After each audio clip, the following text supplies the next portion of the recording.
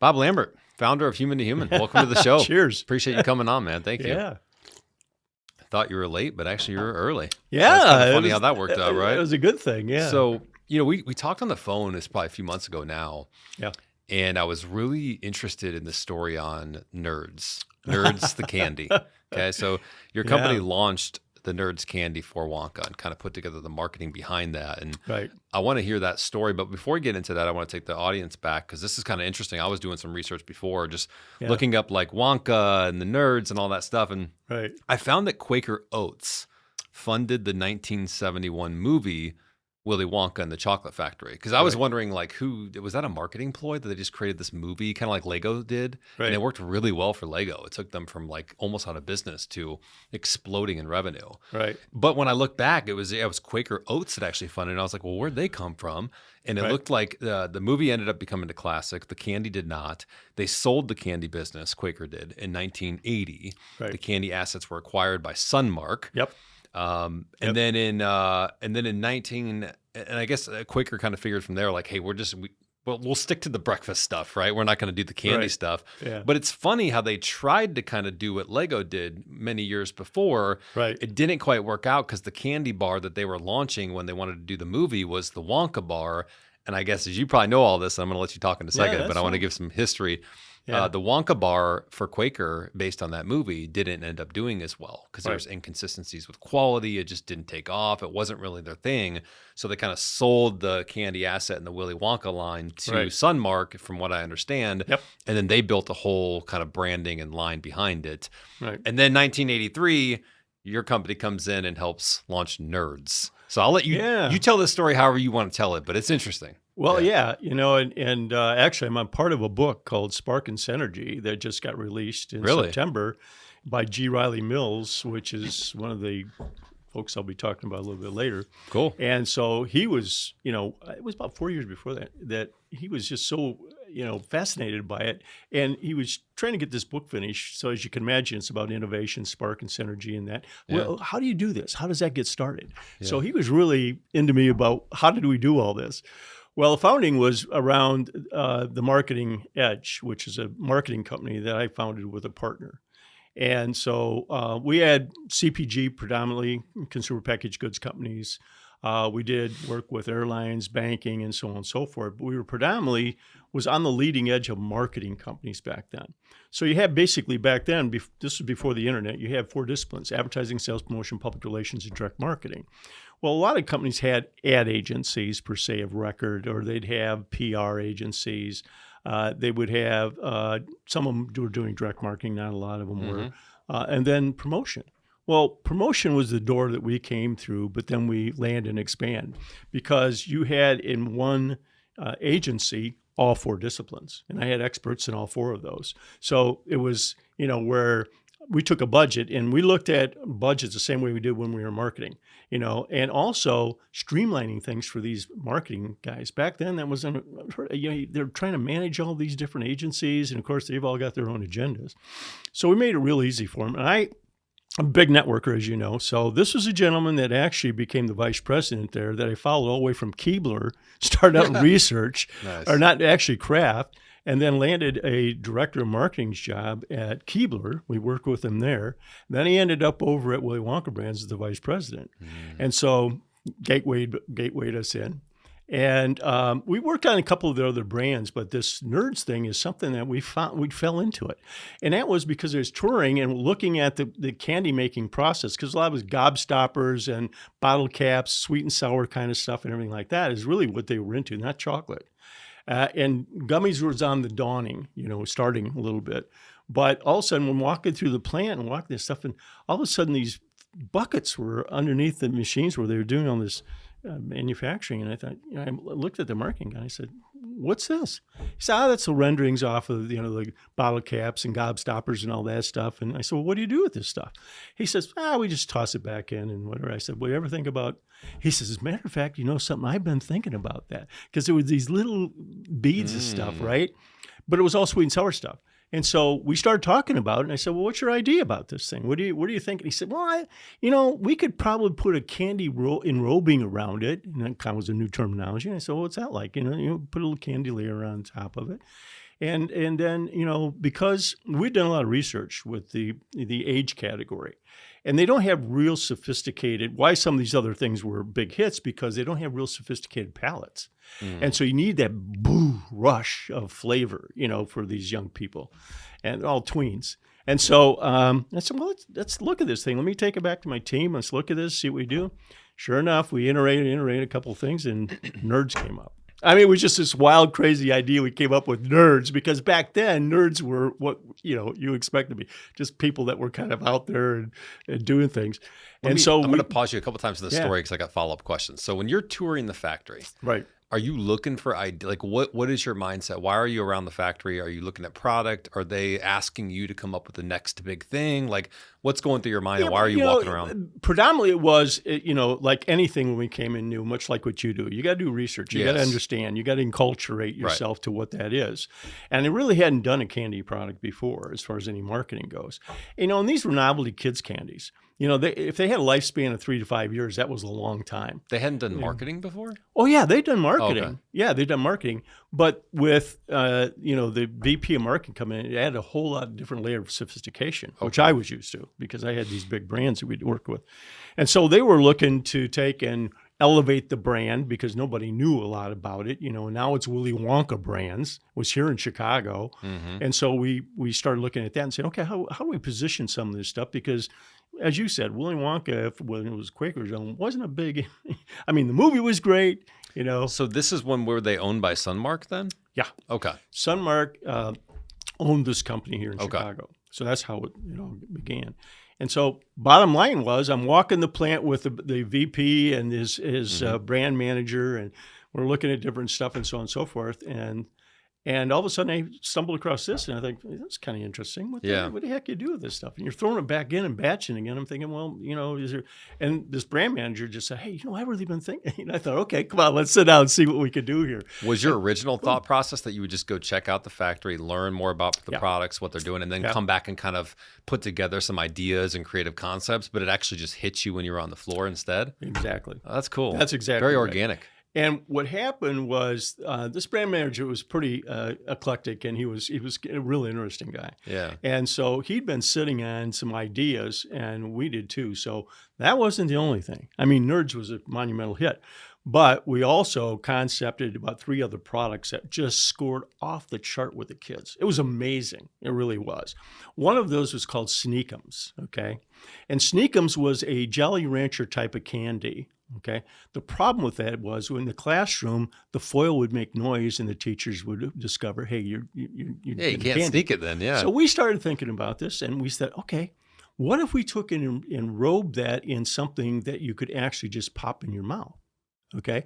Now the foil wrapper didn't make noise, but the inside cellophane made noise, and so we found out that there's a rice paper over in Korea that you could take, and all you could do, you could unfold the foil wrapper, but you just take and pop the whole thing in your mouth and it would dissolve, and then you get this rush of flavor, right? Wow. So that's what we labeled those Sneakums. Wow. And it was off the charts. The unfortunate part about that is it was just prohibitive, the expense, because they didn't have the technology here. They would have had to, go through all kinds of things. But it was a great concept, and they loved it. They loved it. The kids loved it. The other one. Did it actually make it to mass market or no? Just testing? No. Yeah. Well, I don't know to this day, what happened after we left. Mm-hmm. And certainly I don't see that Willy Wonka brands did it or Sunmark did it. Yeah. The second one was, again, off the charts and predominantly with boys. And we called it Road Pets. Road and Pets? That was the leading to gummies. And this was before gummies were a thing or what? No, gummies were really emerging. They were coming along. So we sit there and we said, what if we take and take a gummy, an indistinguishable animal, and had put tire tracks over it? And it was pretty wild. It really was kind of wild. And so the boys just went off the chart. The scores we got on this stuff, because we always did focus groups with these kids and everything like that. I learned a lot through the kids. Yeah. And man, were they miserly. They could tell you to the penny how much something cost. And also about sharing. So we studied gummies quite a bit too, because that was really emerging pretty rapidly. And we studied how boys ate gummies versus girls. It was really interesting. Girls nibbled on the limbs. When boys just throw it in and start chomping on it. That sounds about right. Yeah. And so these road pets went, well, we ran into a bit of a problem with PETA. They just got all over that. Oh, yeah. Back then, they were so strong about that. Yeah. And we just didn't, at the time, from the positioning standpoint where they were at finance, it wasn't worth taking on the fight. Yeah. Wow. So it was unfortunate. So going back to nerds. Yeah. Where did the name nerds come from?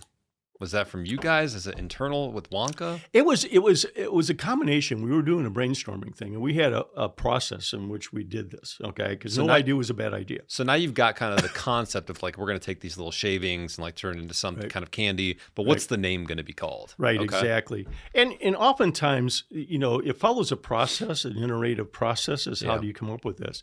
So we sat together with my creative team and the marketing guy, and he was pretty creative. A little bit frustratingly so sometimes, but he wanted to change things all the time. And so we sat together, and it was one of my guys actually, just kind of start throwing stuff out there, kind of getting crazy because we didn't want to stifle any creativity.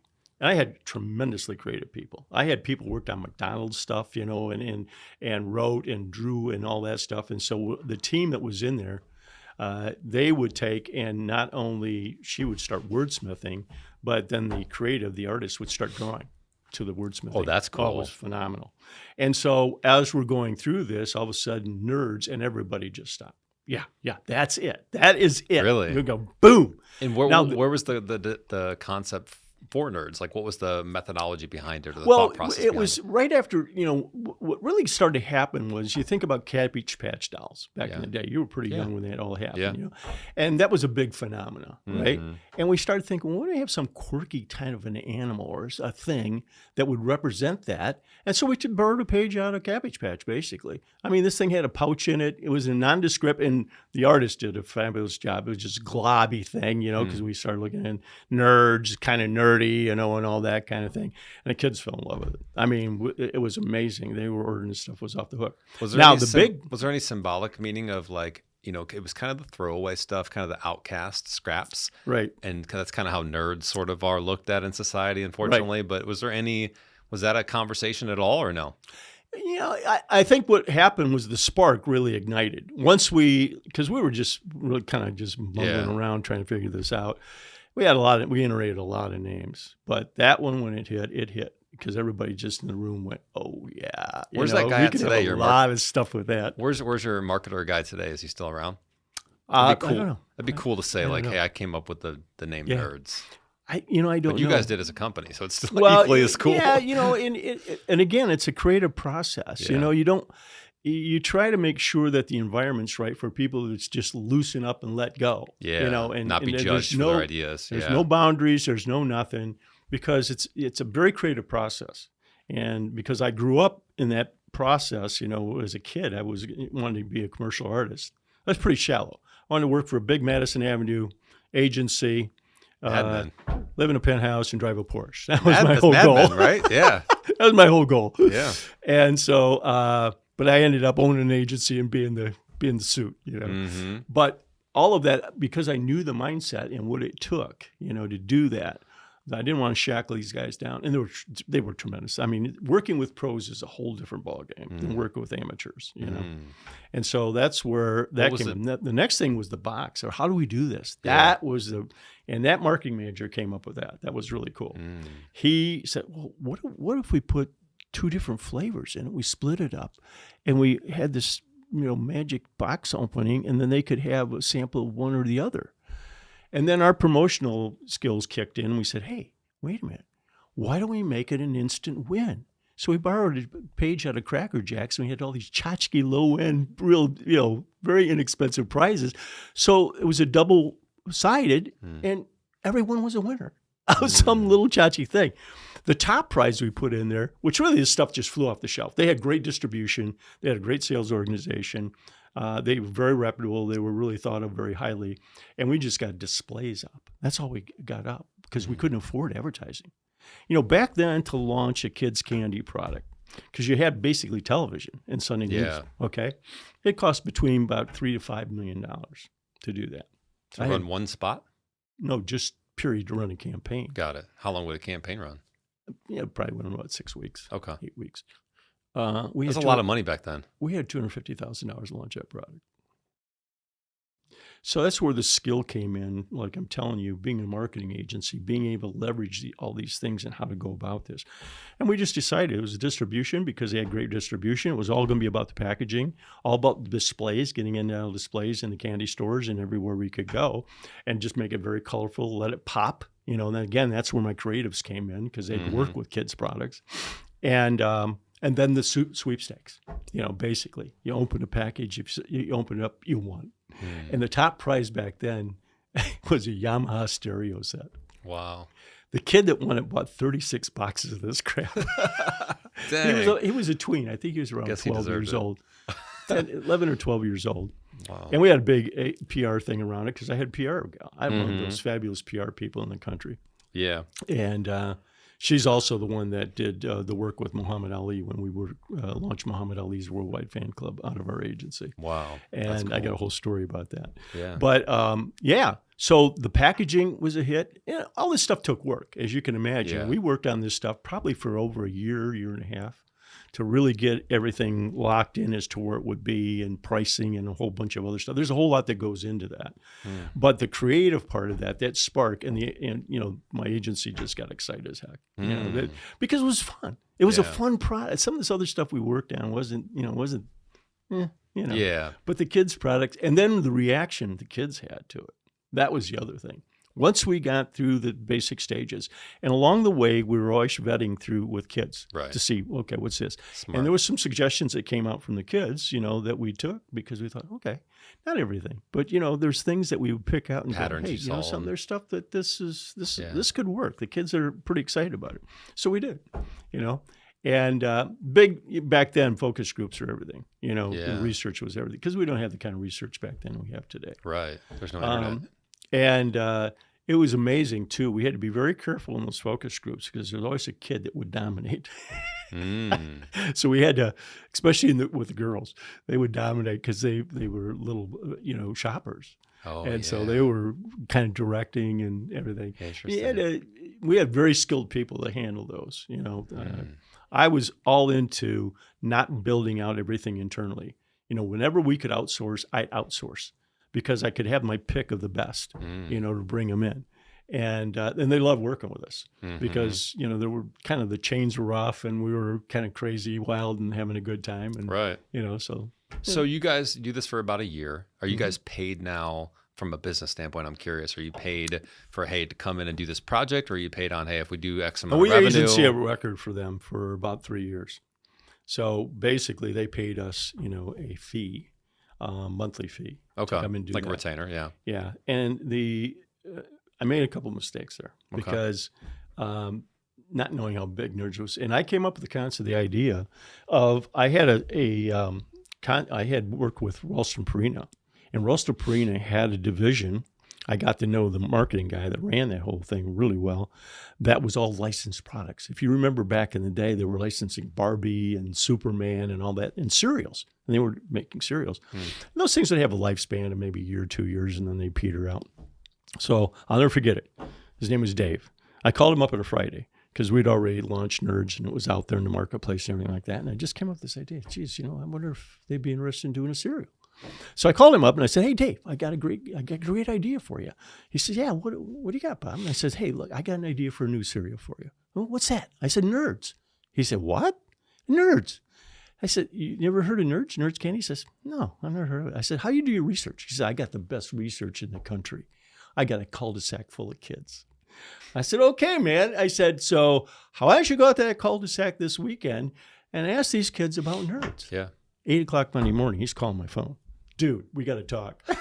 They all knew what Nerds was, yeah. Well, they all knew what Nerds was. And we ended up doing a 7-figure licensing deal to Ralston Purina. My mistake, I didn't get a piece of that. Oh, it was just a month. I brought it to him, laid it in front of him, 7 figures to the bottom line because all they had to do was, and they picked up on everything. The double box, the promotional stuff we were doing, a lot of the things that we did. We got a little bit out of that to work, as an agency, got some work out of it. But it was exciting. So when did you start to see Nerds take off? Were you still working on the candy and the marketing and things like that? Or Oh, yeah. Yeah, So- because so- there was iterative processes after. How do you follow up after a big Right. bang like that? Then you Right. got to continue the momentum. What's going to happen after that? And when did you And start to so- see it take off and think, holy cow, we're onto something huge here? Well, it was probably within 6 months of the launch. When we actually got distribution, got in the stores, and got it out there, this stuff was flying off the shelf. So they would send you sales reports and say, Yeah, Here's what we it's- yeah. met on a regular basis, Right. with the client. I mean, right. and discussing stuff because we were always, about a year out in the planning, year to 2 years out in the Okay. planning. So there was always a constant process of going through this. What's next? How we doing this and all that. We weren't flying by the seat of our pants. I mean, this thing was we didn't know it at the time, but we didn't realize how big this. I'm still pinching myself. I'm still sitting there going, I went to this book signing, It's where so I was a wild. guest to come to this thing. Yeah. I walk in this restaurant, very eclectic restaurant down the city. He's got Nerds boxes all over the tables, and I'm looking at it. I came early, and so he didn't say anything to me. So all of a sudden, he's up there talking about this, introduced another guy that came in from San Francisco, was in the book, and then they introduced me, and he said, hey, here's the Nerds guy. And by the way, Bob's going to hang around and sign all your boxes for you. And I'm going, oh, okay. My line was bigger than his at one time as far as the box. And then people at home got their kids, brought kids back, So Yeah. I'm saying, I was there for about 2.5, 3 hours. You just, Well, talk about an iconic candy. I mean, that's, this was what, 1983 it launched? Yeah. In 1985 it 85. became the 85, candy right. of the year. Right. And then it's 2025 and you still see Nerds everywhere. I mean, it's not like you got to like dig to find them. Like they're one of the main things that you see Yeah. non-chocolate candies. It's Yeah. like, I love Nerds. Yeah. When's the last time you had Nerds? At the party. That's the last time.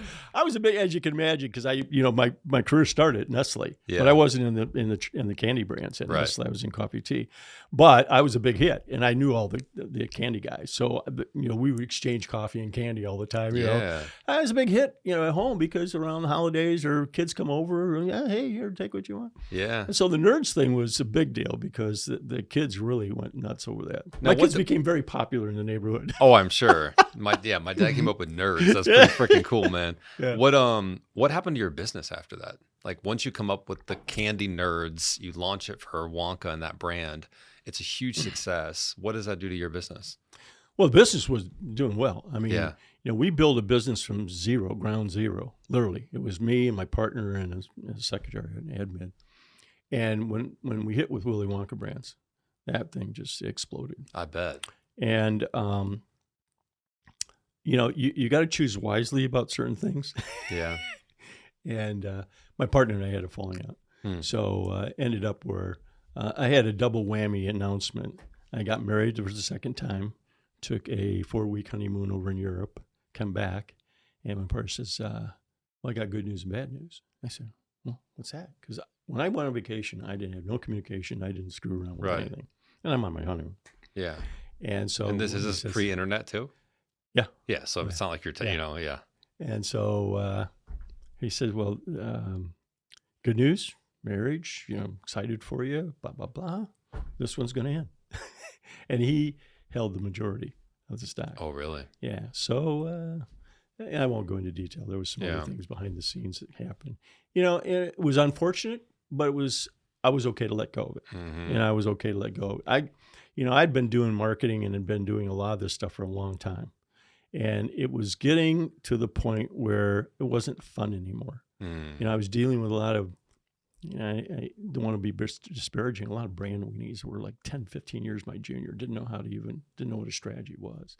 And so it was a constant kind of a tugging. And I was the face of the company, basically. Yeah. I was one that was walking the halls in these big companies and everybody knew me. And so, but I just said, okay, if it's time, it's time. Yeah. We'll split. How has marketing did. changed over the last few decades? Oh, because you've seen it. I mean, before Oh, you were yeah. there, pre-internet, pre-social media, yeah. and now I go all it's the way gotta back be to wild. Mad Men. When I first had Yeah. I'm dealing with big JWT. I'm dealing with Leo Burnett and people like that when I was at Nestle. Wow. So, it was just quite an interesting transformation. And the internet, it was kind of like the Wild West. You didn't really know until you got into all that stuff. And there were late adopters because everybody, as you know, even right now with AI, everybody's kind of hanging on to what is they know. And so, that was a blessing in disguise because I only had to deal with 4 things. that was advertising, sales, promotion, public relations, and direct marketing. Yeah. That was it. Yeah. Now today it's like A million things. it's a million things. Yeah. And you can't, well, just, you're seeing now the backlash of social media and all the rest of the stuff where these companies are dumping money and all this stuff. And where's the action? Where's the meat? Where's the beef? It's not there. And people are starting to, reduce their budgets and stuff like that. I love your podcast and what you talk about. It's like, where the heck's the strategy here? Yeah. So what? You got tactics, so you don't have any strategy. Right. What's the outcome? How are you measuring this stuff? Yeah. What are you eating back? Yeah. And I love that about what you're doing because that's what we did. Yeah. When I drew up a strategy, I basically made a framework for my creatives. And I said, within this frame, paint me the most beautiful picture you can. Mm-hmm. But the whole objective here is to move the needle for the client, Right. get sales. Yeah. We've got to register performance. Yep. And that was a big distinguishing mark. Now, we won awards too because they got very creative within that framework. And of course, my partner and I came out of marketing, so we knew, and that was also a leverage point for a lot of these folks that we intersected with at these companies because we sat in their seat. And very few agency people had ever been on the client side. So we sat in their seat. Yeah. And we understood what, the push to pull, some of the stuff that was going on and all the internal struggles too in the politics. That was another thing. Yeah. And I made it very clear with all my clients, because I had some pretty big clients, that, if a bullet's coming your way, it's, I'm going to be between you and the bullet. Okay? Because that was the mantra. You got to always make the client look good. And especially back then when you're dealing with millions of dollars, their budget and everything like that. And I said, if we play ball, with me, you're going to get promoted. And that was the big thing with all of them. They want to get promoted. Give me a leg up. Oh, yeah. And you could help them give me become that recognition. success with the and the usually nerds it guy, was I'm sure. they were up, they were out, going on to the next company. Of course, Right. I got a call about 6 months later. Hey, Bob. Yeah. So you mentioned a lot about creativity, which I think is just a really important thing to be able to kind of use and master, or whatever you want to call it. Can you teach somebody how to be more creative, or do you think it's partly they just have it? That's a great question because it's you have to have a curiosity. That's what made me good at business development and everything else, because I came from a background of a lot of curiosity and also observation of how things looked. Yeah. I saw beauty in just about everything that I looked at. And I would look at that, and I would pull out what's the beauty in that? What's that little nugget? What's that prize? What's that gem in there? And what can I do with that? Now, I wouldn't share with you that everybody's got that skill or that ability, but I think you got to have a real healthy dose of curiosity. And I will tell you one other thing, you got to be courageous. Yeah. You got to be courageous. And the other thing that I learned really good in the agency business, you got to really be good at standing up for yourself. Because there's a lot of pushing and shoving, a lot of forces that are against you, on high and all that kind of stuff. As a matter of fact, that happened with Willy Wonka. We came to a rub with one of the brand managers, and he was just creating fits for my creatives, and I had to go in, and I went to the boss, which I knew very well, that brought me in. I said, "Look, either he goes or we do." And he said, "What do you want to do?" I said, "I want to tell him exactly that I'm gonna, if he doesn't go along, play ball and get, because he's costing you a lot of money. We're into overruns. We're doing stuff. You're stopping presses in the middle of the night for a scum dot on something. I'm saying, this is stupid. It's costing you a lot of money." Right. And causing frustration with my team. And I'm not going to do that. He's belittling my team. He's writing copy. Come on. That's what you hired us for. Those people are annoying to work for. Yeah. That's what you hired us for. Yeah. And so he said, "Go ahead." So I went in and had to have a real heart-to-heart. He said, "One of two things are going to happen today. Okay? Either we're going to be friends and we're going to continue on working, only it's going to be a little different kind of relationship, or you're going to be leaving the building today." Wow. And what was it? Oh, he saw the light. Did he? Yeah. Yeah. Wow. I said, "Stop. You hired us for a reason. I got best people." I said, "You're really creating a real problem here." Yeah. For my people. They don't want to come in and even talk to you. Yeah. That's or too be bad. around you. Yeah. Because you're. And you can't be creative in that environment too. It kills everything, right? It does. Bob, those are lessons you got to learn. Yeah, for sure. I'm curious what you think about the personal branding aspect of marketing and social media and content creation now, because that really wasn't a thing back when you guys were doing that. It was more about the company, the product. sure, you had maybe a CEO or an owner that would talk on a TV program or something like that. But now it's become like personal brand, and create content to build yourself. And then you can channel that business into your company. And we've seen that play out. It definitely works. But I'm just curious on your take on that. Not a big fan. No? No, not a big fan. I get it. But a lot of it is around narcissism. And we're living in a society of a lot of narcissism. And it plays itself out. How long are these people going to be around that have done this? You got to have the goods too. Yes. You really have to have the goods. If you look at the people been around for decades, they got the goods. But look at let's just take Hollywood, take actors, coming and going. Very few. Can you stay name long. on two hands the ones that have been around a while? Right. Well, genuinely, they have talent and they have gifts and they have ability. Not all of them are humble. I get that. I work with some of them. In the agency business, you find out real quick what's going on. Yeah. But it was a different era back then. Yeah. I'm not putting it down.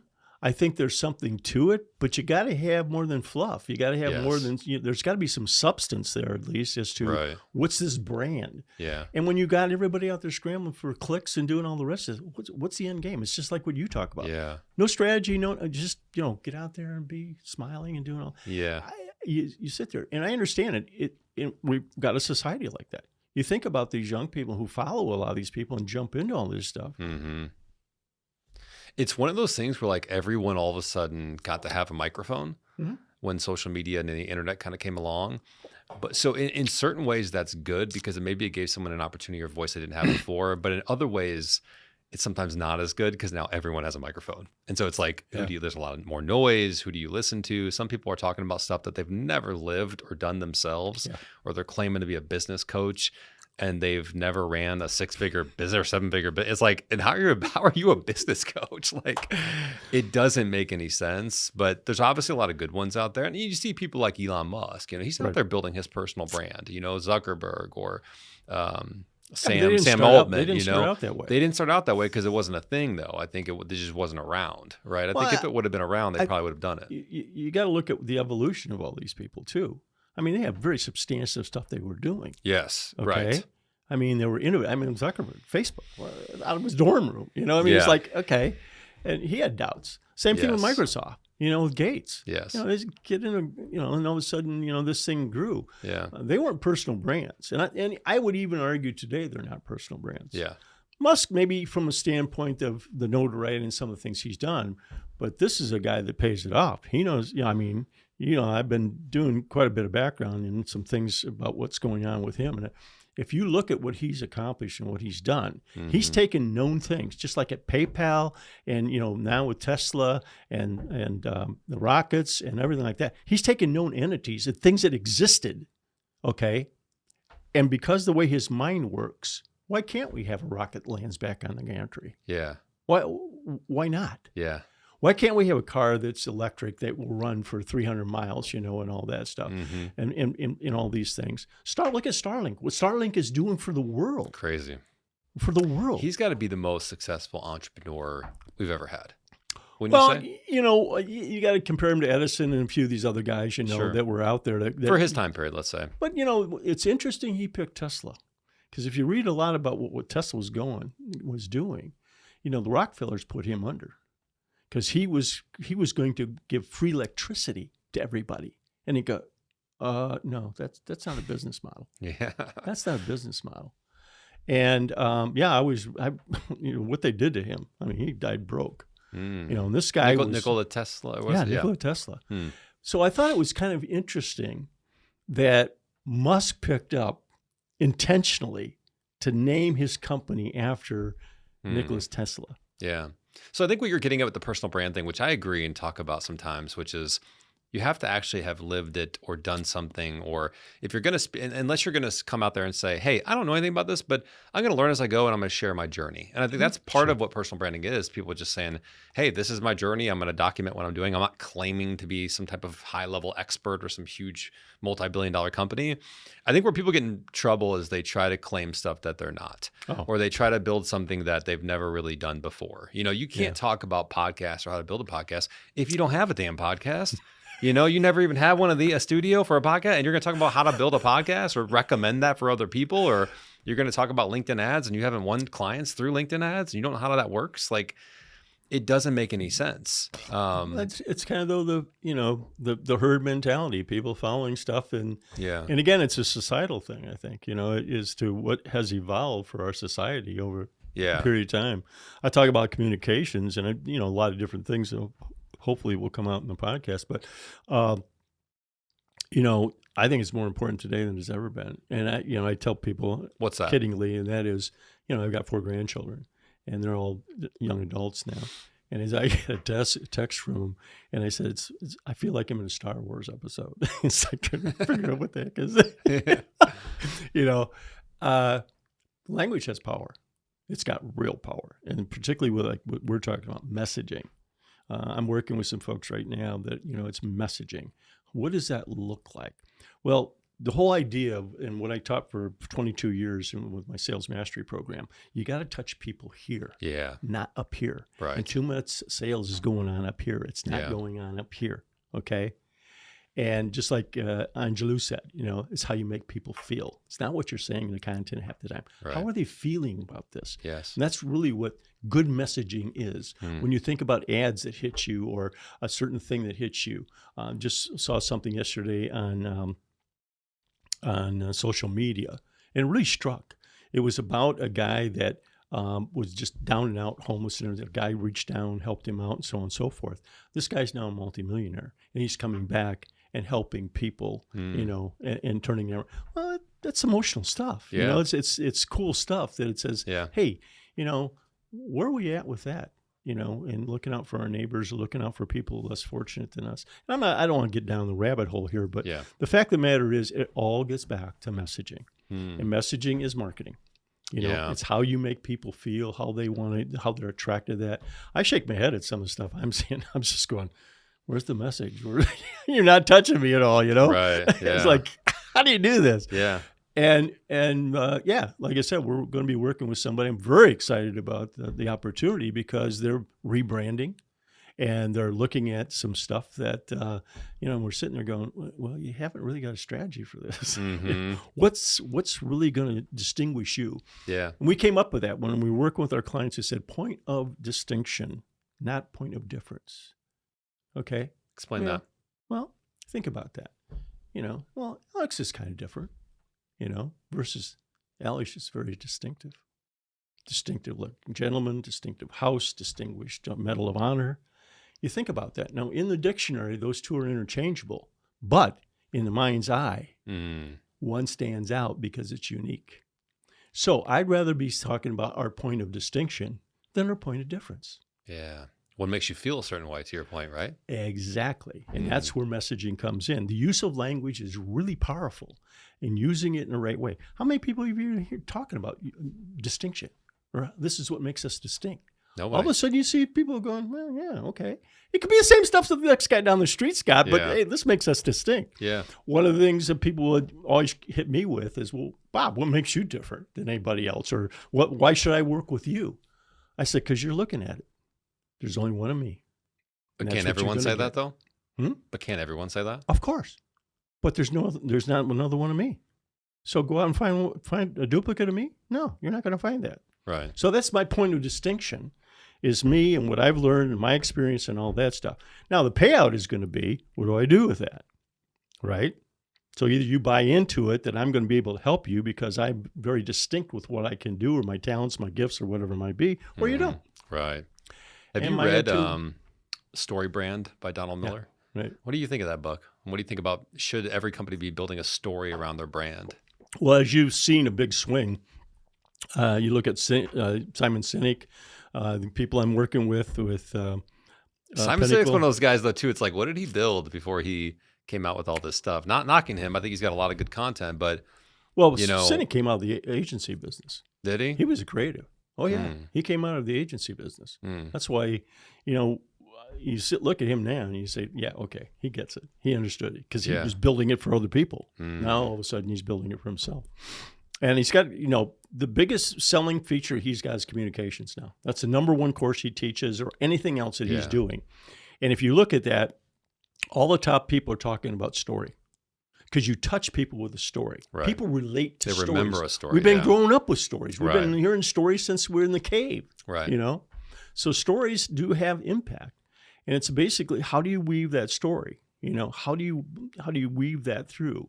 And But if you're looking at a company, do you think that they should build their brand around the story and their customers the hero? And well, think about you it. know? You know, some of these companies that have been around a while have got great stories. yeah, They really do. Yeah. The brands have got great. They've gotten away from it a bit. You know, at Nestle, we had great stories. Think about Quick, Chocolate Quick, and the bunny, and all this stuff. You know, I mean, the top branding guys, and I had the privilege of working with JWT, Y&R, Leo Burnett here in Chicago. These guys were fabulous. what did They they? were Maybe we could pull out characters. some nuggets here. What did they? How did they think about branding? They You know, didn't. that That wasn't a thing back then. It Well, was how did- messaging. It was really about how do we take and touch the consumer? right. How do we get through to them? Yes. And when they're at that 10-foot mark and making a buying decision in the store, that they're buying our stuff. They're But not that's buying the brand, other really, guys. right? Well, of course. it Yeah. is. But Yeah. how did they think about it that was so differently? When you sat with the top messaging and branding guys or girls too, what Right. did they? How did they think so differently then, or just sort of distinguishedly different? Well, again, you have to pull those little nuggets. What's unique about this? What's different? Yeah. Chocolate's chocolate. yeah. But what makes Godiva or Lindt or any of the rest of these guys, the ones that you go, oh man, that's Swiss chocolate. That's really great. You know, Yeah. wow. So you take Yeah, the that, Swiss chocolate. That's a good one. Yeah. you know, What about it? No one even knows why Swiss chocolate would be better. It's just a thing. You know what I mean? It's just like a good story. well, just like a Swiss watch. Yeah. Why are you going to spend $25,000 for A a Rolex, Rolex? yeah. You know, it's like the stuff isn't as accurate as Yeah. the stuff. You know, Are you that wearing I a could get. Rolex right now? No. Oh, I thought you were I pointing do, to I do was have like, one, dang, of, that's one cool. of my That's a good newest flex. toys, and it's a tag. That's a nice And one. it's the F1 Nice. version. So Nice. I didn't realize they're changing these every F1 championship. So what you're saying is they basically could see the story. They came up with a story that was unique and meaningful to the customer. Well, if you know? think about it, I mean, you're a lot younger than I am, but it was all about stories. Yeah. You know, back in the day with these brands, it was stories that they built around these things. And, you know, why did the kids screaming, hey, I want that, I want that, I want that, you know? The psychology of this is much child psychology Yeah. because we're all kids. Yeah, true. We're all kids. Yeah. Why do we have the toys we have? Okay. Why do we Jones for getting these certain toys? Yeah. By way of example, I just got a new chair for my office, right? Okay. I've been wanting one. The old one's really kind of, well, guess what? I got a gaming chair. Because I'm thinking to myself, these guys have got it. They know what they're doing, man. That's With true. the They're sitting there all ergonomics damn day, Yeah, you know? exactly. They're Yeah. playing their games and all Yeah. that kind of stuff. Yeah. And I got a curved monitor, you know? That's cool. Well, I was jonesing for that. Yeah. Well, I waited till Best Buy had a heck of a deal on both of them, and I picked them both up, you know, and now I've got a new curved monitor. I'm waiting for the chair to come.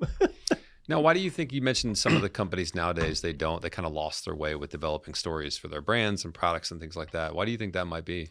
Well, it's an evolutionary process because they get away from what the mission is. They get away from what works. And all of a sudden they got to come up with the latest, greatest new thing because that's what they're being charged to do.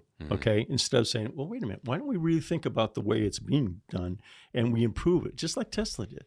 What do? He improved the automobile. It's been around for how many years? Yeah. Right? Rockets going to the moon. How long have they been around? Yeah. Okay. So in communications, all this stuff that he's doing, I'm pretty excited about a couple of things. I just get, I don't want to go down that rabbit hole here, but I'll share them offline with Okay. you. All right. Some cool stuff. So, Yeah. And so that, your journey thus far kind of led you to human to human. Yeah. Human to human. Tell us a little bit about what you're doing now. I'm curious. And then maybe some of the things that other founders can learn from. Evolving after that, and I took a break out for about a year and a half, and I really explored network marketing. The Avons of the world and these kind of guys like that, because I thought, how in the heck do they marshal these independent people to be their sales force for them and all that stuff? And I got behind the curtain and really got to reveal what was really going on. But yeah, and then ended up, had a consulting company for a period of time, and then I started the Samurai Business Group. And that was really to get really very specific about mastery level sales for B2B. Okay, so created a whole curriculum around that. Got awarded to be one of only 3 training companies that got into Paul's Center for Sales Leadership. We literally lectured down there.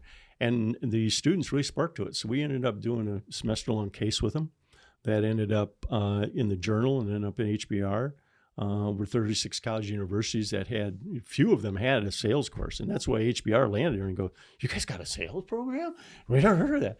I mean, because it was a little couple paragraphs, in a marketing book, and that was it. Right. And so, And that was that came about that was just phenomenal. My partner was really just jonesing to write a book.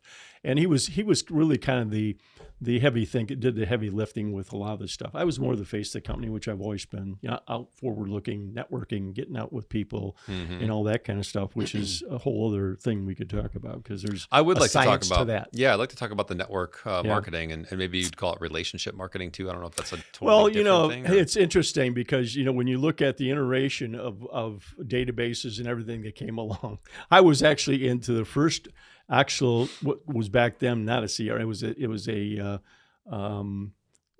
what do they call it? It wasn't even customer service back then. I'm spacing what the name we called it, but it was like telemagic. It was all DOS run. It was basically, and I thought this is the greatest thing since sliced bread. I don't have to be doing manually. I don't know if you ever heard of the McKay 66. No. McKay was a guy that ran, had a printing company, and he had labels. He was out of Minneapolis. Well, he wrote a book on McKay 66. He had 66 different data points that he would collect on every person that he would talk to, his clients and everything. Their kids' names, their birthdays. Wow. I mean, it was phenomenal. And it was all manual. And I'm thinking, wow, this guy. But the databases he built were unbelievable. Jeez. I was in the first 100. The big blessing I got was I was in the first 100 when LinkedIn came along. I thought, man, this is going to be great. That's wild. Yeah, I was in the first 100,000. Wow. And I got actually they recognized that. Did they? Yeah, the people that got in early. Yeah. When I saw that thing coming, I go, yeah. So this is cool. What is network marketing and why should companies be doing it? Well, network marketing, just networking, period. Yeah. Now, it's gotten a bad reputation because everybody's talking about it. And one of the things in Bob Burger's written, there's some great books on this, about it. And the basic thing is that people have lost and forgot. And it's probably 95% of what I run into. And that's why I pulled back a lot because I used to do massive networking. I built networks here in Chicago. And is about the give instead of the get. I knew you were going to say that. I knew that was the thing. Yeah. That's it. As pedantic as that sounds, it's really what it's about. Yeah. And explain what that means. Well, I got that all the way back from, my marketing days and my building businesses is that you have to understand that you've got what you're sitting across from. It's about their interest, not yours. Right. That's what sales is about. Yes. It's about their interest. Yes. And the method that we created, the buying decision model, which has been around since the dawn of man, all we did was codify it. And then we energized that by the Socratic method of questioning, which nobody was doing. They didn't understand what Socrates really did, as to the why questions and, what, why, where, when, how, and who. Because the fact of the matter is, a buyer will tell you everything you need to know, with just asking those questions. Because what you're doing is you're engaging them to think, and now they're going to tell you what it's going to take for them to buy from you. We never taught people how to sell. That is such an important skill set. It's a hard one to master at first because you and I remember on sales calls, and even recently I had to stop myself and say, hey, just keep asking why, understand where they're going, what they want to accomplish. They'll bring up something and you kind of almost quickly want to go, okay, got it. Yeah, you want to jump on it. And you kind of jump on it or you go to the next thing, the next part of the sales process. And I caught myself a few weeks ago doing that and I go, damn, they brought up two big things. And I didn't go, tell me more about that. Why is that so important? Why would you just not do that? Why start it to begin it with, And I missed out on some key things. I still ended up closing the deal, but I was like looking back and I was like, man, if I lose this deal, it's because I messed up. Like I didn't go deep on those two things that they brought up when I know I should have. Yeah. And, I have a popular thing that I taught people all the time. I'm the dumbest guy in the room. Help me understand. I use that a lot. That's it. Help me understand. When somebody says something, well, help me understand. Or if they're down a rabbit hole, they say, whoa, you're on page 10 here. I'm still on page 5. Let's back up. And that takes confidence and patience to be able to do because sometimes you don't want to seem stupid or you want to seem like, I got it, keep going, let's roll. You have to understand something. People want to rescue you when you're stupid. Yeah. They want, Yeah. well, Bob doesn't understand, so I gotta. Yeah, let me I've be got- helpful here. Let me be helpful. Right. Oh yeah, people want to Because help then you. now I'm competent. Yeah, exactly, exactly. And that's how you 'Cause- feel. Well, guess Right? what? There you go. Exactly. Yeah. And now, what's that state of mind do they have? Yeah. Oh yeah, okay, yeah, he's trying to help me. Yeah. And that kind of thing. People will tell you everything you need to know if you Yeah. follow the rules. Now, So true. you're right. It's a discipline. Okay, psychiatrists, psychologists have known this for years, like peeling the onion, they call it, right? And it was needs analysis for a long time. Needs. Well, whose needs? Because all of a sudden you'd uncover something and then jump, oh, yeah, let me tell you about that, Right. Instead of just really listening deep as to what they're talking about Yeah. and understanding, it doesn't take much. That's interesting. Well, tell me more. It's also about cadence. It's about how you present. That's where I get into communication and presentation skills. Yeah. A lot of that's lost today. Yeah. It's not really nuanced. And those are all learnable. And they're extremely important now for the younger generation because where's their communication? It's all this and, everything else. And so that's why I've aligned myself with human to human. I sold my company back in 22. I stayed on for 3 years with the company that I sold it to. I'd known these people. And then in June, I jumped off. And I've had this name for 5 years because what happened to me was I was really getting frustrated with young people. I was getting frustrated with the last half of the millennials because they're different than the front half, and also the Zs. Now, I'm down there, coach, and we're lecturing down at DePaul. And these kids are pretty sharp. And I've lectured at Northwestern, University of Chicago, Loyola, and smart kids, young people. But they only know what they know, and that's why you have to kind of back people up a little bit. And I got to get my mindset with that too. Yeah. They only know what they know, okay?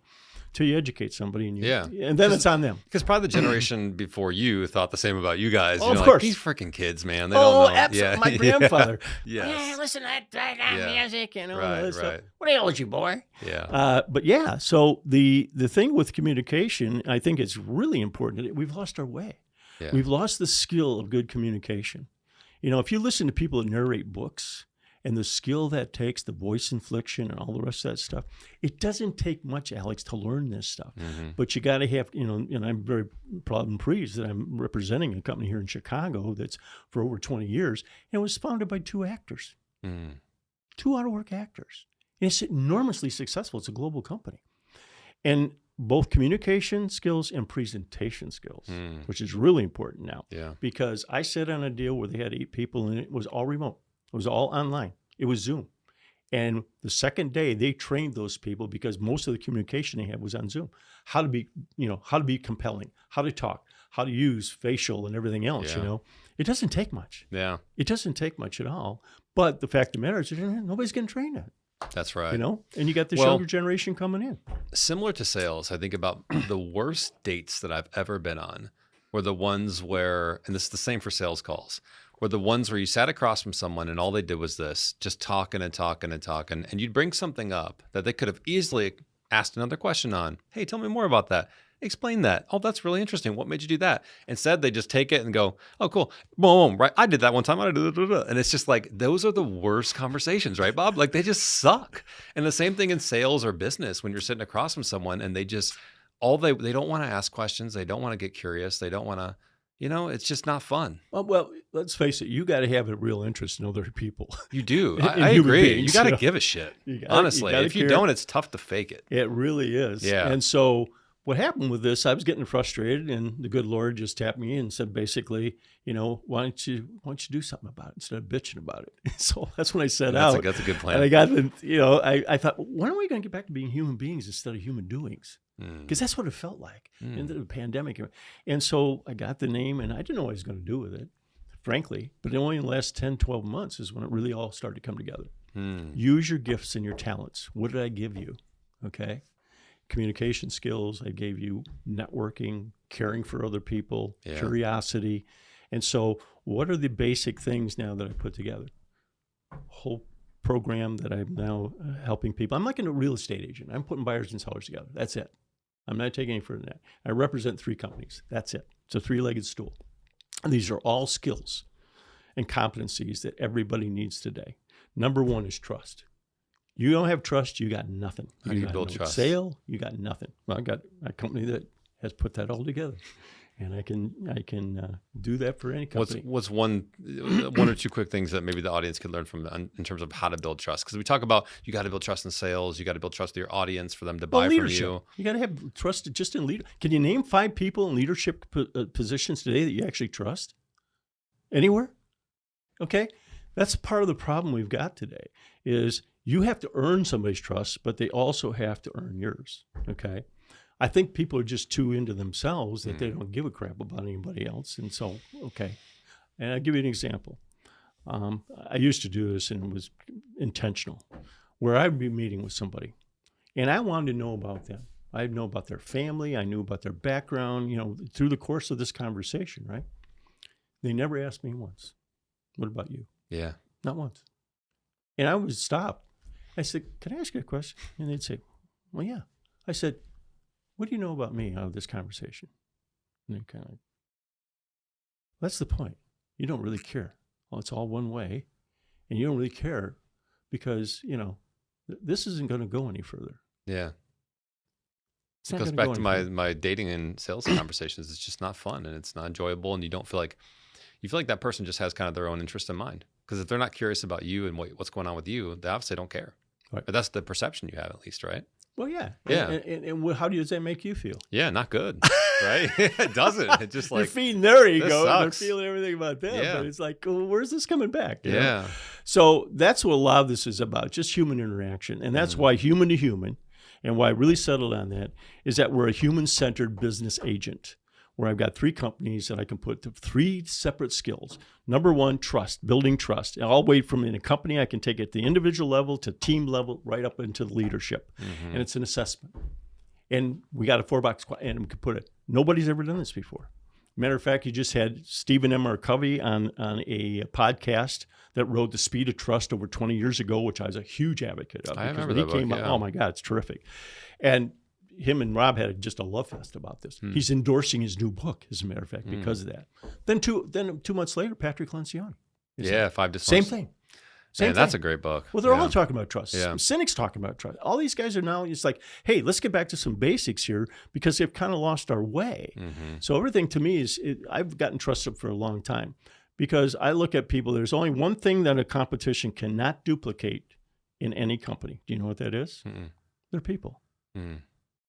If you look at the top people that are performing at levels above their peer groups, they've got absolute trust, loyalty, and a lot of other things within that company. People are appreciated. Yeah. They get up in the morning wanting to go to work, So true. And it's not, how much does that take to do that? It doesn't. It's not anything extraordinary. And this young generation needs it too. Yeah, they do. Because they're highly skeptical. So I tell people now, in especially small mid-market companies, you better earn their trust pretty quickly, because you got older people transitioning out and these young people are coming in. There's a couple things that I can provide them with. A, trust in their leaders. So they got to establish the trust. And once you do that, young people will follow. They're curious. They want that. Number 2 is communication. Give them skills, okay? And that's just not a pixie dust kind of thing. Yeah. It's an ongoing thing, I use sports metaphors. Why do you think top teams and all teams, coaching, training, and practice, okay? And what makes one team different than the other team?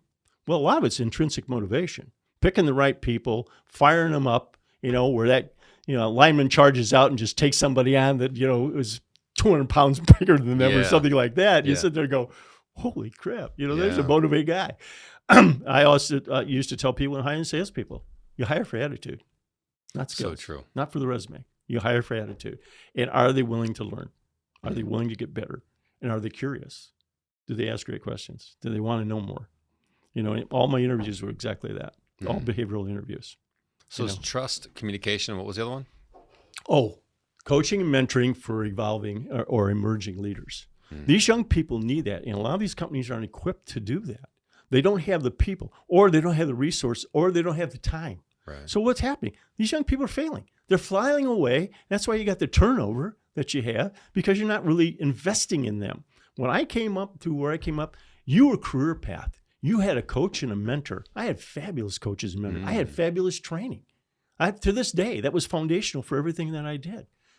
Where's it at today? That's so true, man. Because even when I started my corporate job, and this wasn't that far ago, but just 2014, like there was structure, there was mentor, there was leadership. It was like everyone talked about it, and now it's like you just don't hear about it as much. Yeah. In guys take you out and have a beer. You talk over all the time. Everyone over took the out water to cooler. lunch. Some of that's gone away too. You know, that's the unfortunate the part. remote stuff too, right? It's just gotten away from it. Yeah. But the ones that take the attention, I remember back and I don't know if you remember this. The guy, they had a meeting, and their customers, biggest customers, leaving them or some things like that. And this guy had airline tickets, and he was handing them out to everybody. You're going to go out and visit the customers because they forgot, got them there. And then he said, and I'm taking this one to the biggest customer. I'm visiting them. Nice. And I'll tell you a little trick I did when I had my marketing company. Yeah. Because people, a drop of negativity can spoil the whole pool, especially with a creative team. If they really get against a client or they're having trouble with it, man, look out. Okay. And so I was hearing rumors going around. And I had 25 handpicked people in my company. So I heard rumors going around that we got to nip this thing in the bud. Over the weekend, I went and got a big, huge, about 9-foot foam board, okay? And I had laminated on that a check from one of our customers.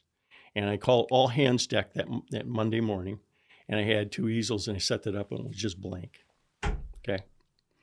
And I said, came in the room, and I said, I'm a little disturbed about some things I've been hearing, and I just want to address it. Let's just get this, let's get it on the table right now. I said, who pays you?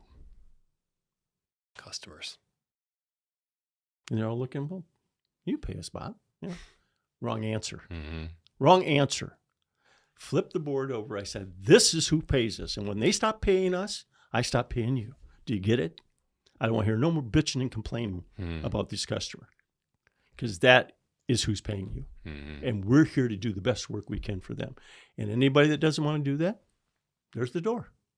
Now, I took my people out twice a year for a full retreat, twice a year, 3 days, full 3 days. We had fun mixed in it, but the whole objective of that was this.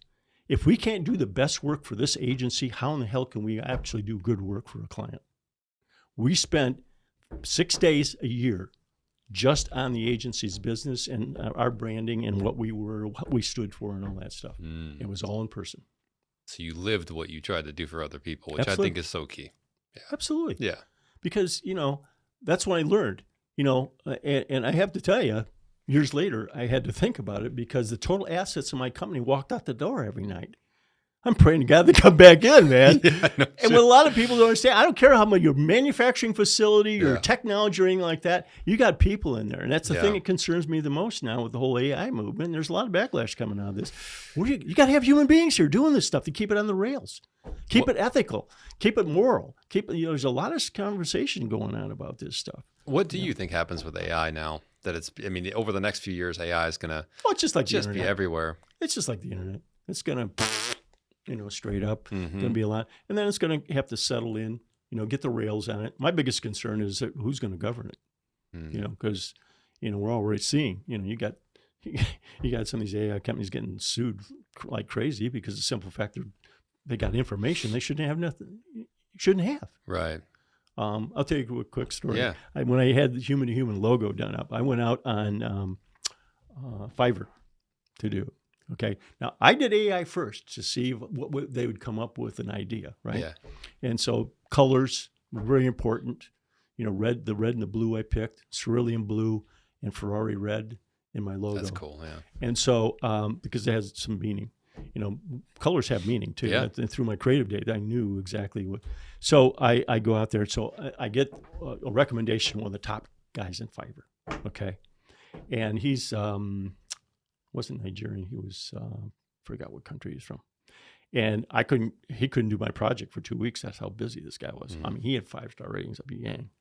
So when I went out there, and all the thing was communicated through Fiverr. You can't communicate directly with the artist. And so I communicated, here's the colors specifically, here's what I want. And the last thing was no AI. This has got to be absolutely human creative generated. I better not find any AI in this. Now, would you know? Well, yeah, sure. You can ferret stuff out. Okay. Yeah. So, and again, the iterative process was, he had give me 5 of these things.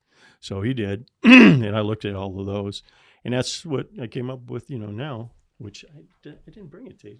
I'd love to see it. Yeah, I'm curious now. Well, you're going to have one of these. Now, would you be mad if you used AI in the process to make the final product? AI is here. Okay. AI is going to happen. He came up with that logo, which represents the human being part of it that I wore. Okay. The cerulean blue and the I do Ferrari like the colors. red. Sharp. Yeah. And, flip, I use both sides of the card. Well, you got to have the a lot QR of people code, don't. Yeah, because people are like, I don't have any information. Yeah. So, but yeah, and again, my lovely wife has given me some great advice. Because I grew up with a perfectionist, my father, and so everything had to be perfect.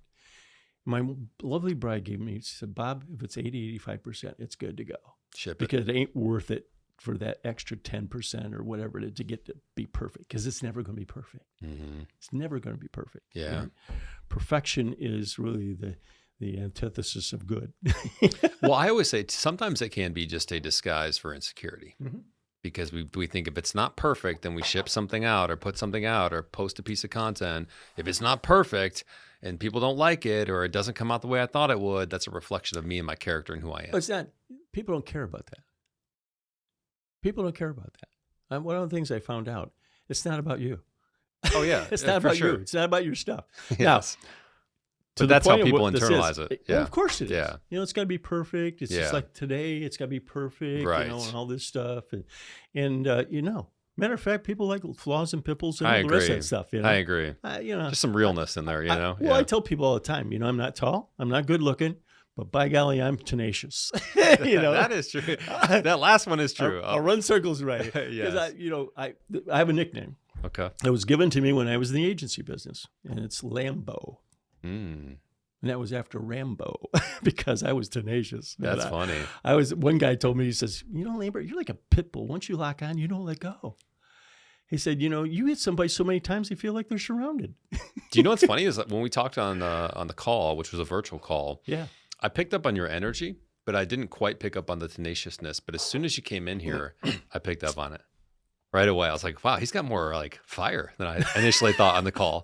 And I think that's part of doing when you're virtual. It's not the same as when you're in person, and that's why we do this show in person. And I try to see my clients and do things in person as much as I can. I believe in it, man. It freaking matters. Well, I'll give you another one about messaging. Yeah. Okay.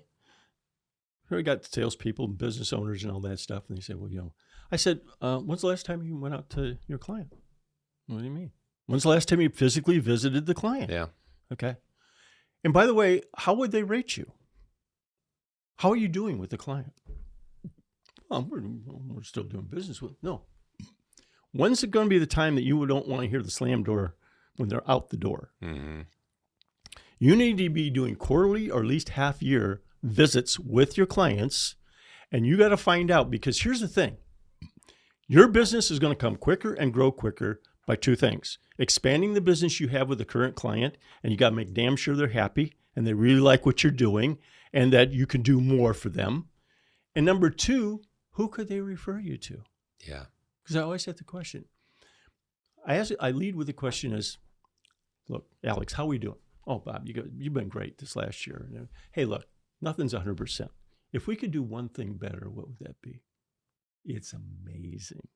And that's also a question you can ask somebody that's got a competitor and you're trying to get in the door. Yeah. Hey, you never just the competitor. Say, hey, I know those guys. They do great work. We've been up against them a couple of times, but nobody's perfect. If they could do one thing better, what would that be? I was advising a banking client because they were trying to get in, talk to this guy for 2 years, head of a company. And finally they met him at a networking event. And I'd coached him that day. And he said, yeah, hey, we've been chasing after, we know who you were banking with now and all that. If they could do one thing better, what would that be? This guy opened up like a can of worms. Yeah. I got a screaming voicemail message at 11:30 that night from this gal that I coached. You ain't gonna believe this. You ain't gonna believe this. We got a big meeting with these guys. I thought, okay. It's very non-threatening, right? It's like it's open the door. It's, hey, there's just one little thing, what would it be? And then that opens up other things and other things. Well, that's the thing. Yeah. That's the thing. Right. That again, you go down. So if there's a problem, let's fix it. I want to nip that in the bud now. Yeah. What do you want me to do? If there isn't, well, nothing's perfect. help me understand if there's other things. Oh, by the way, I don't know if you knew this, because that was a lesson. I lost $1 million deal because I wasn't constantly telling a client that we did these other things. Right. I was kind of pigeonholed. That's how they thought of me. And they went with one of my competitors. I didn't even know about it. I'm sitting at lunch, and if you would see me, my food in my mouth, and he told me that, I'm looking at him, I went white. I said, Brett, what are you talking about, man? We do that. And he went white because we had a great relationship. He said, oh, my God, Bob, I'm so sorry. I haven't thought about you guys that way. And I said, lesson learned. Never again. You can't tell a client enough times what you do. Yeah. And especially if it's new things, or you're coming up with something else, or you got a different slant. And there's where stories come in. Yeah, that's right. Hey, Alex, let me tell you about this story about this client I got now. You know, they're not in your business, but let me tell you what happened. Yeah. And all of a sudden, what happens? And they go, really? Oh, man. Yeah, and they had a bump of 22% within 3 months in the business. I don't suppose that'd be something you'd be interested in, would it? Founders, if you're listening, make sure you're talking to your customers, get the reviews, see where you can make a bigger impact, have the tough conversations, ask the tough questions that maybe are a little uncomfortable, like what can we be doing better? Sometimes people are scared to open up that can of worms. Well, yeah, of course, because they're afraid. They're afraid right, to do that. Right. Well, guess what? When do you want to be afraid? Now or when they're out the door? And guess what? Those conversations are going to happen with or without you. You'd rather be in the room with them. You better believe it. You better believe it. And that gets back to the messaging real quick, because I was going down real. The messaging is this. The clients will tell you your messaging. They'll tell you what they like about you. Yeah. You don't have to go out there and recreate the wheel or come up with something stupid. Just use what they're telling you. I told that to the clients all the time. Use what they're telling you. They love you. I had a consulting firm, engineers, all engineers, right? Of course, engineers always got to be fixing something, but they're very linear in everything. So they were dealing with a large company, and their Q ratings were off the chart. I had never heard testimonials and things, because I'd go around and interview their clients for them and stuff like that, and it was amazing. But I kept saying to myself, why aren't you guys bigger? You're working with companies that have multi-divisions. You should be in at least half a dozen of these. So I went to this engineer. I said, let me ask you something. These guys love you, man. They're raving about you. And I did what I did with you. You know, do you like what we're doing? Yeah. Blah, blah, blah. And then you ask them, because they wouldn't ask. And I'd say, here's a simple thing. You like them, right? They're friends. Okay. Just go to them and say, hey, look, you know what we do. And you know how we grow our business is through people like you that would recommend. Would you be comfortable? First of all, do you know guys in the other divisions? Oh, yeah, we have meetings all the time. Would you be comfortable introducing me to one of them? Oh, yeah. Geez, I never thought about it. This guy lit up like a firecracker. He said, you ain't going to believe this. I got a meeting with this division, and that's leading to this division. Oh, yeah. You know, and I'm saying, this is easy stuff. You just got to ask. Yes. And again, to your point, it takes courage. It does. You know, they got to get over the hump of fear. I think that's the biggest thing that pulls back people. I've experienced it. You know, there's no question. Yeah. Yeah. If you can get past the fear of asking the tough question or putting yourself out there, I would say everything that you want in life is on the other side of your comfort zone. You got it. And we'll end with that, Bob. I appreciate you coming on the show, man. This has been a really, really good conversation. I know I'm going to go back and re-listen to this because I've learned so many things. There are things, as you said it, I was like, ooh, I need to do that. I need to implement this. I know the founders watching have learned a ton from this conversation too. So I hope so. Thank you for coming on. Where can people find you, connect with you, learn more about what you do? Yeah. Email Bob at human number 2 human LLC.com. They can text me. I take calls. I take texts. Wow. 847-922-1498. And this goes viral, Bob. Got a website. Got a website out there too. It's the same thing, you know. Yeah. Human to human LLC.com. Cool. We'll link it all up in the description too, so they can easily find you. But it's great. Appreciate you coming out here. Thanks for being on the show. Yeah, this is great. This has been great, Alex. Thanks. I've been looking forward to it. Thanks.